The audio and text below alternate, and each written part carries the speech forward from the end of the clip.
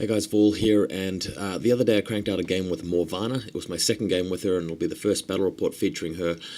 This is the model that I am using to represent the Warlock herself. It's from Studio of McVeigh. I really love this model, and I mean, my painting on it, I've done a decent job, but again, when it comes to painting really finely detailed models, often I don't really take enough time to do it.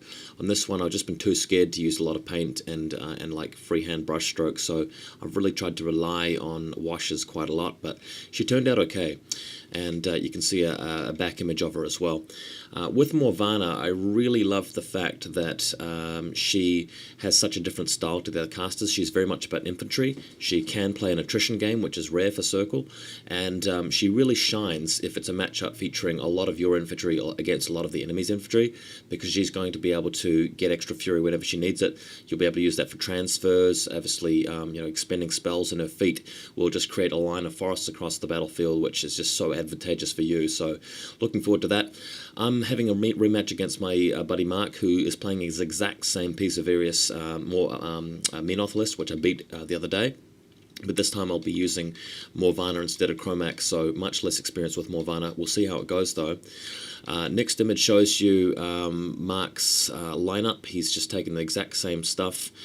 This time though, we're both a little bit more familiar with the rules, so hopefully be a bit more of a fluid game where we'll make less mistakes, and hopefully the battle report reflects that.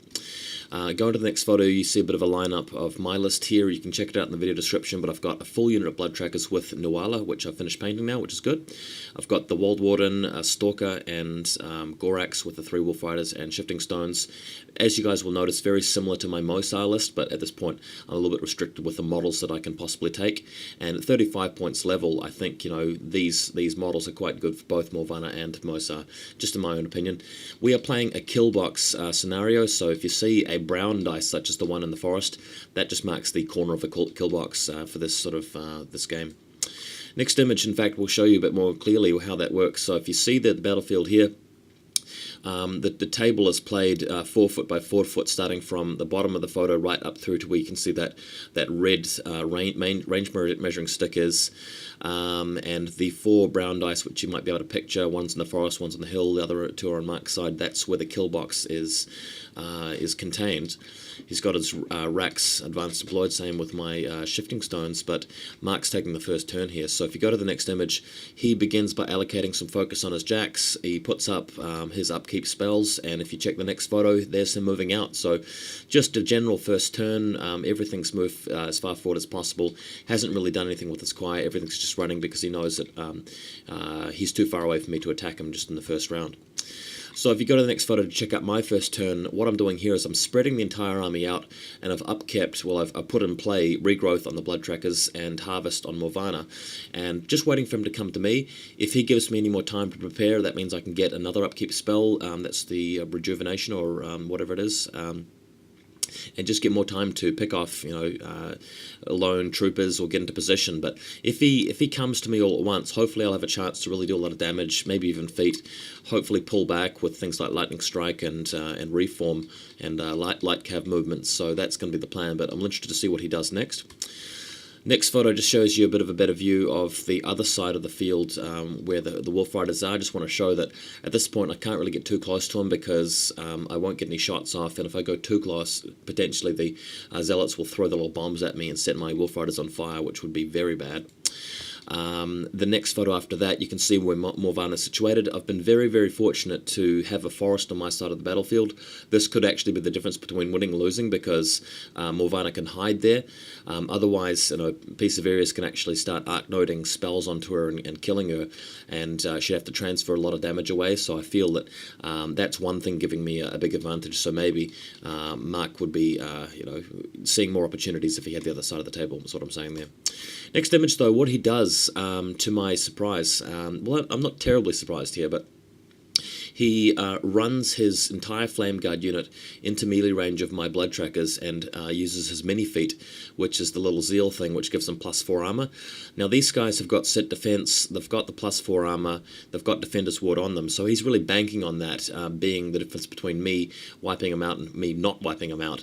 But I kind of feel happy that he's done this because it gives me a chance to actually attack with everything I've got. I can feat if I want to, and I've even got my Stalker nearby, whereas the rest of his army won't be able to catch up so quickly.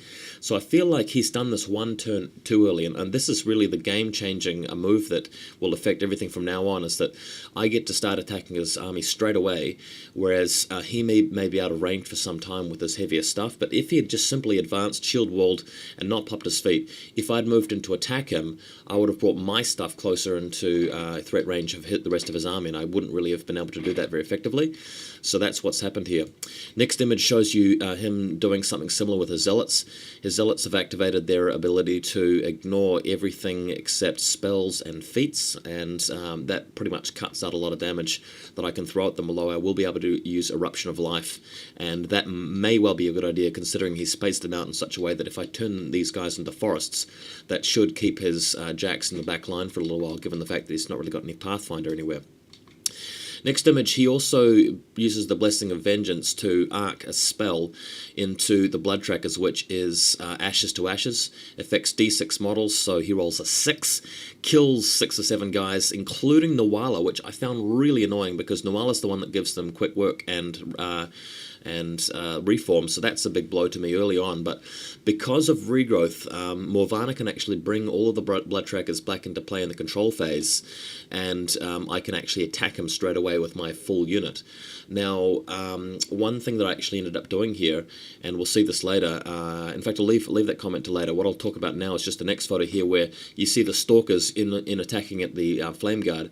The Stalker has not activated at this point. I've activated the Shifting Stones to teleport him behind their arc so that he starts his activation in their back arc, and that's really going to save him a lot of trouble because they've got set defense, and if he whoops for Berserk, he'll really be able to mash them up quite good. I mean, because they're armor 18 or something at the stage, and he's power 16 without boosting for strength, so he can easily boost for Berserk and cut down heaps of them. The real dilemma at this point is whether to activate Morvahna first and feat so that the Stalker can turn them all into forests, or to activate Morvahna later.